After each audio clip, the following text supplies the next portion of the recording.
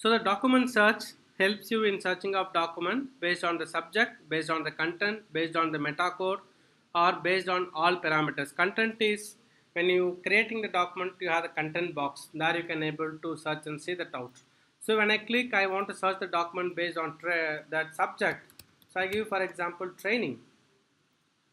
So this opens the list of the results which matching the particular column, and by clicking this we can see the list of documents available as a preview, and if that is the right set of document we can take it and move on further. There is another functionality available called advanced search.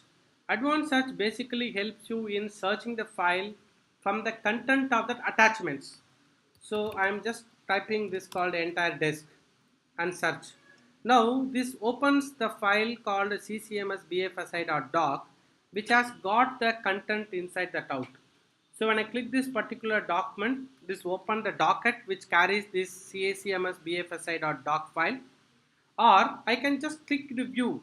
This exactly opens the document which carries this name, so that the entire desk, you can see this content is highlighted.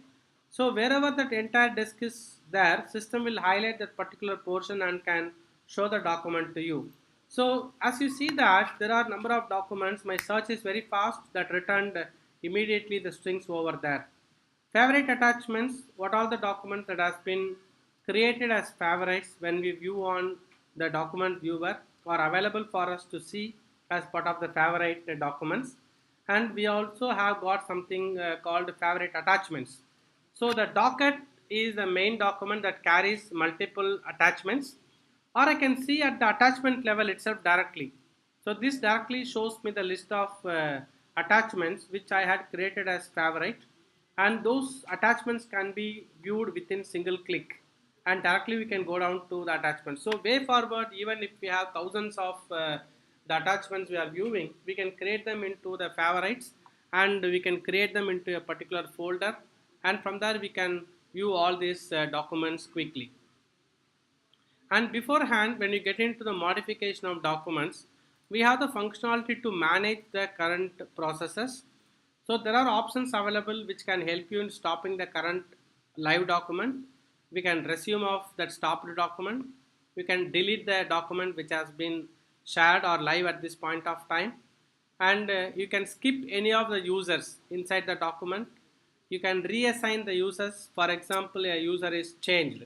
See, the advantage is when you are sharing a document on a role based approach, tomorrow any user who is joining, we don't need to do anything. System will automatically show to that new role all the documents which are available for them.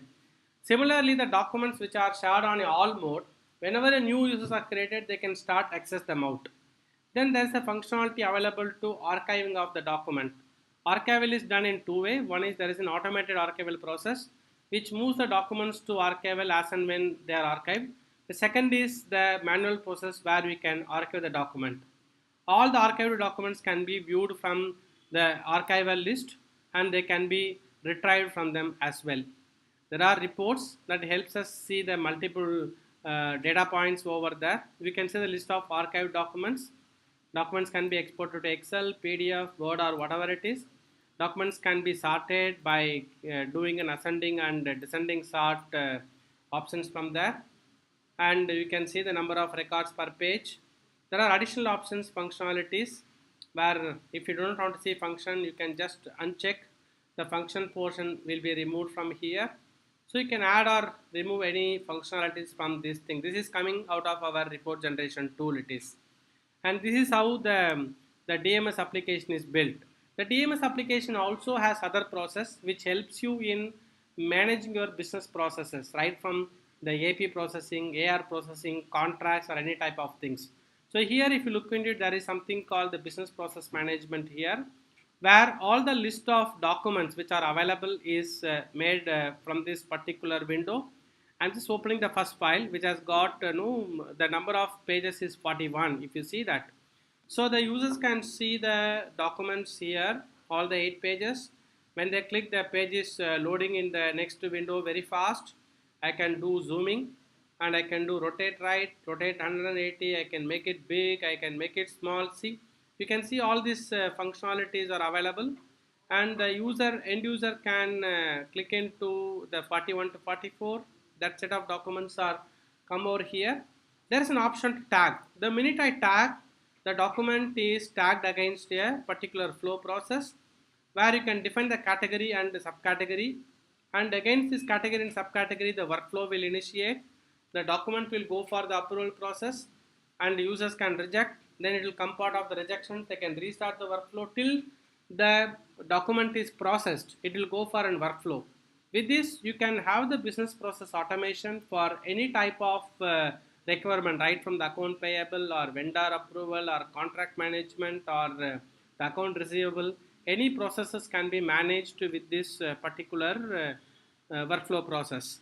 This denotes the completion of the entire office. Thanks for your time.